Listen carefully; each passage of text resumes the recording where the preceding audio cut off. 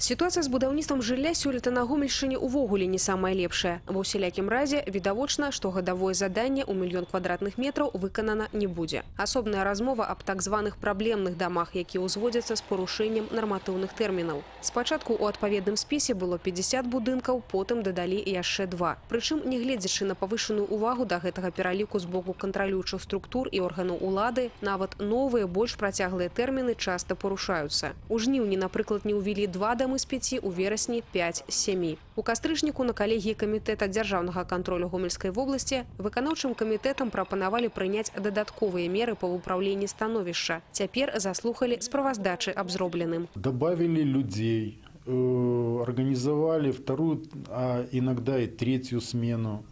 То есть организационные мероприятия, финансовые мероприятия были проведены, усилены. Кроме того, в Гомеле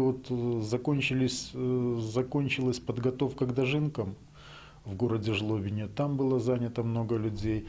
Освободились люди еще со строительства сельхозобъектов, которое велось. Разом з тым не выключана, што ў наступным годзе з'явіцца новы спіс праблемных жылых дамоў. Па словах будаўнікоў, зараз яны зноў сутыкнуліся з фінансавымі праблемамі, у выніку чаго частку новабудоўляў прыйшлося пакінуць незавершанымі. Калі яны будуць уведзены ў эксплуатацыю, не ведае ніхто. Што тычыцца забудоўшчыкаў, то колькасць скаргаў ад іх у камітэт дзяржаўнага кантролю ў апошні час скарацілася, але пытанне далейшага кошту квадратнага метра ў такіх дамах хвалюе практычна ўсіх. Все зависит от того, по каким причинам дом не сдан в установленный срок.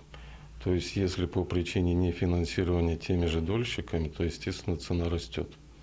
Но если по причине невыполнения своих обязательств подрядной организации, то индексы замораживаются, и, соответственно, цена остается той же. Олег Сенцюров, Ольга Коновалова, Евген Макеенко, телерадиокомпания «Гомель».